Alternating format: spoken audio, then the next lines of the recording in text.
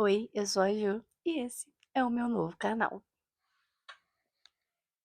Gente, eu não sei por onde começar, pra ser bem sincera, mas esse último semestre eu passei por vários lutos e eu acho que eu nunca falei muito sobre isso. E eu queria muito falar sobre o que eu tenho aprendido sobre a consciência de um luto. Então, esse vai ser o tema do nosso vídeo. Eu sempre fui uma pessoa muito expansiva, criativa, de muitos amigos e acabava que eu atraía cada vez mais pessoas para o meu ciclo social. Só que, porém, todavia, entretanto, eu sou aquela amiga terapeuta, até por causa do meu ofício em si, mas eu sempre fui aquela pessoa que guardei a dor no bolso para poder cuidar de outras pessoas. eh, Sempre me desloquei, usei do meu tempo, do meu dinheiro, dos recursos que eu tinha para estar cuidando das pessoas. E esse ano eu passei por um inverno muito profundo na minha alma, um inverno que eu não desejava ter vivido, e eu não sabia o que fazer com essa dor, eu não sabia fazer com todas as emoções e eu não sabia validar essas emoções, porque até então eu nunca tinha aceitado elas na minha vida, assim. E quando eu estava com pessoas, era aquela coisa de guardar a dor no bolso e ir. No meu ai, calma, vou falar devagar. E no meu processo terapêutico maravilhoso, eu percebi um padrão de estar sempre, eh, validando o que o outro tá dizendo e não o que eu estava sentindo. E, cara, isso pra mim foi uau! Eu sempre me vi como uma pessoa people pleaser, que é aquele que quer agradar todo mundo o tempo todo. E eu sabia que eu era assim, não por um vício de ser aprovado pelo outro, mas porque eu tinha muito aquela mentalidade de que todo mundo merece amor, todo mundo merece bons afetos, e eu queria que isso sempre fluísse de mim. A questão é que eu também mereço receber bons afetos e mereço ser amada.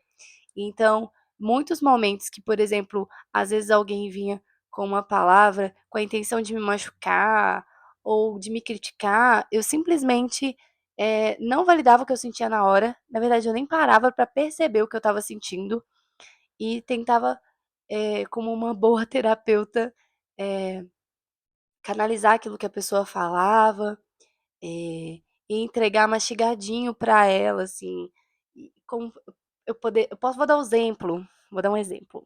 Minha terapeuta usou comigo, eu achei muito bom. Ela falou assim: "Se alguém chega pra você e fala: 'Nossa, sabe que eu não gosto do seu cabelo cacheado?'", eu não paro pra responder, tipo, na hora: "Ah, não é da sua conta, o cabelo é meu, cuida da sua vida", ou algo do tipo, ou mesmo que fosse uma outra resposta, eu não paro pra validar aquilo que eu senti na hora. O meu cérebro, ele automaticamente, ele tenta responder algo bem mastigadinho, processadinho pra aquela pessoa. "Ah, é mesmo e tal", de um jeito que não ofenda ela, que não machuque ela.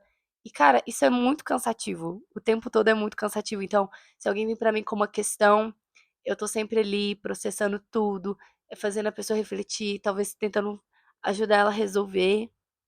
E onde fica a Ju nessa história? Onde fica o que a Ju sente, o que a Ju quer? O que a Ju realmente pensa, porque em muitos momentos, eu ocultei, às vezes, uma posição política ou religioso, de qualquer tipo de pensamento filosófico.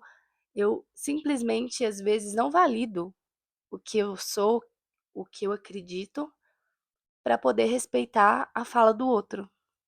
E então, acabou que juntou o meu processo de luto com o meu processo de autoconhecimento na terapia esse ano.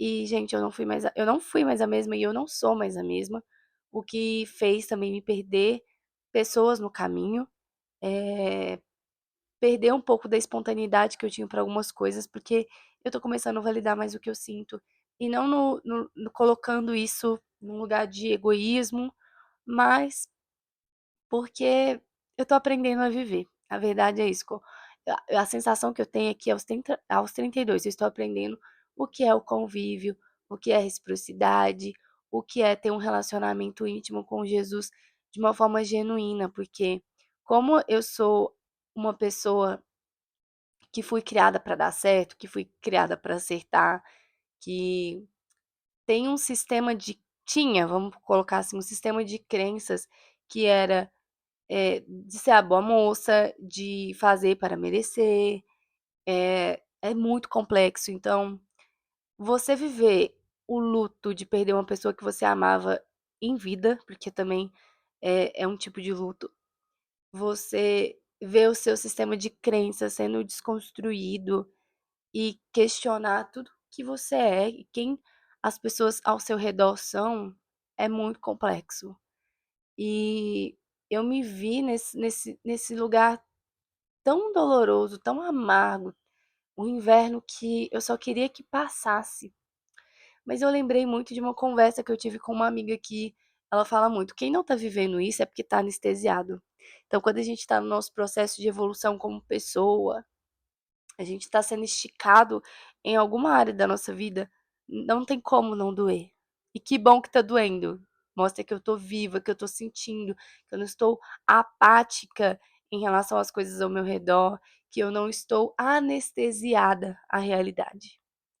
E, e é por isso que eu queria falar com você sobre a consciência de um luto, porque às vezes a gente não tem, né? A gente gosta muito de celebrar os dias de alegria, os dias leves, os dias em que somos celebrados, em que somos amados, mas a gente precisa também vivenciar a dor, a perda, o luto, a lamentação, a transformação, quando a gente está sendo, sabe, pisado, massacrado pela vida.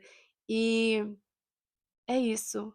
Eu não sei o que eu vou ficar compartilhando aqui nesse canal. Eu só sei que eu sou muito grata por cada pessoa que esteve comigo nesse momento de luto.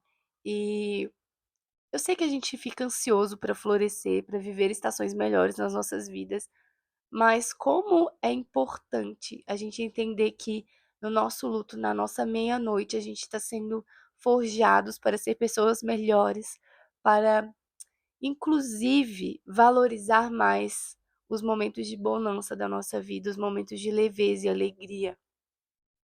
Eu nunca gostei de aprender pela dor e ela sempre me acompanhou, mas é nesses momentos que eu reconheço quem está do meu lado.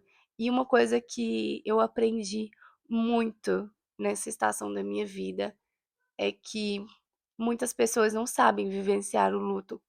A palavra de Deus fala, né? Chorar com os que choram. E eu sempre fui essa pessoa, né, até por ser a amiga terapeuta.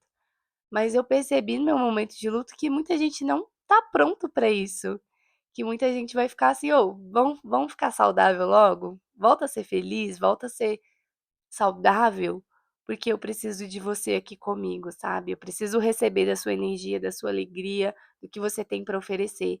Então eu acho que o período de luto, ele traz luz, de certa forma. A gente tá ali no meio daquela escuridão profunda da nossa alma, às vezes o nosso corpo, ele não responde, ele não quer sair da cama, ele não quer ver a luz do dia, mas existem pessoas que vão ser como chamas de esperança na nossa vida e que vai tá ali do seu lado. E ao mesmo tempo vai ter pessoa que não vai estar pronta e tá tudo bem também. Mas no processo é doloroso descobrir isso. Porque é isso, principalmente quando você é a pessoa que é a ponte, que é o apoio para tanta gente, e aí quando você se encontra nesse lugar de adoecimento mental, de fraqueza, de uma tristeza profunda na alma, é isso. Você vai realmente descobrir com quem você também pode contar nesses momentos, né? Quem tá com você nas suas dificuldades, não só nos momentos de bonança e alegria. Então, assim, a consciência de um luto, ela traz a nossa mente para a realidade, para o agora.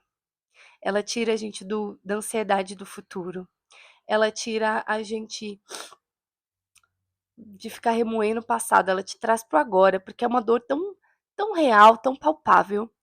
E ela, às vezes, vai realmente trazer luz, desmascarar, desmistificar um tanto de coisas que você pensa, que você acredita.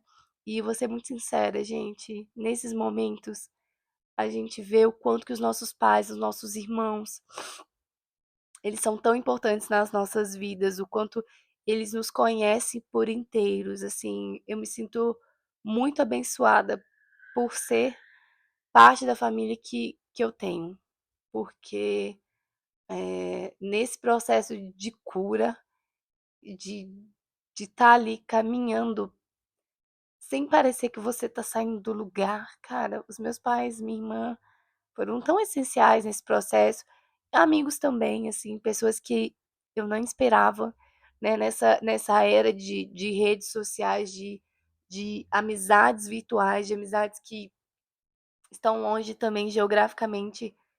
Eu tive amigas que se dispuseram a dedicar diariamente parte do dia delas para elas me abençoarem, para elas semearem mesmo no meu coração, eh, gotas, sabe, de esperanças, e eu me sinto muito, muito abençoada por isso. Livros que também mexeram comigo e que um dia eu espero falar deles aqui também. E é isso, eu nem sei mais o que eu tô falando, se o que eu tô falando faz sentido, se isso vai para o ar um dia, mas a consciência de um luto, ela gera em nós crescimento e a gente precisa ser despertados, por mais que doa. A vulnerabilidade, ela nos coloca nesse lugar de dor também, né, a gente sente o amor, mas a gente também sente a dor. Então, eu estou aprendendo a ser vulnerável. Eu acho isso muito esquisito, porque eu falo: "Gente, eu sou boca de sacola, todo mundo sabe onde eu moro, quanto que eu ganho, o que que eu faço da vida, o que que eu deixei de fazer, quem são os meus amigos, quem não são", e isso não é ser vulnerável. Acabei de descobrir isso na terapia. Eu falei: "Cara, eu não sou vulnerável quanto eu pensava", porque causa dor, né. E tem muitas coisas que eu tenho aprendido com C.S. Lewis, com a Tish Warren, e a respeito de tudo isso, da vulnerabilidade, da entrega, eh, da oração da noite, da nossa escuridão e como que isso também, ai gente, Jesus é muito bom. Ai, tem tanta coisa que eu quero falar, mas enfim, eu só queria desabafar um pouquinho, não sei se esse vídeo vai para o ar, mas eu também queria testar o meu microfone novo. E é isso, gente. Na meia-noite de vocês, não se sintam sozinhos, porque vocês não estão. Contem com a rede de apoio de vocês. Se expressem, sejam vulneráveis, não se isolem, porque a vida vale a pena ser vivida. Eu sei que em muitos momentos a gente é só sobrevivente, mas vale a pena viver. Vale muito a pena viver. Vale muito a pena a gente servir um Deus que deu a própria vida pela gente. E é por isso que a gente pode caminhar, porque as misericórdias do Senhor, elas se renovam a cada dia. E Ele vê a gente na nossa escuridão, na nossa meia-noite. Ele vê e Ele está conosco. A palavra de Deus fala que nada pode nos separar do amor dele. Isso é tão real, isso é tão profundo. E é isso. Boa semana. Deus abençoe vocês. E eu tô aqui. Um beijo.